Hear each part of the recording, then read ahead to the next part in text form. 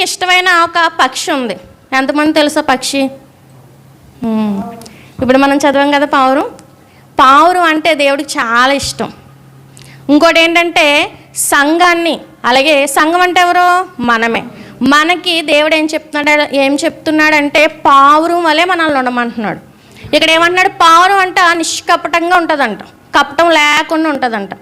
అలాగ మనం కూడా కపటం లేని వారిగా ఉండాలన్నమాట అని దేవుడు ఆశిస్తున్నాడు. అందుకే దేవుడు ఇన్ని పక్షులు ఉన్నాయి కదా, చాలా పక్షులు ఉన్నాయి. దేవుడు సృష్టించిన దాంట్లో చాలా జంతువులు ఉన్నాయి, పక్షులు ఉన్నాయి.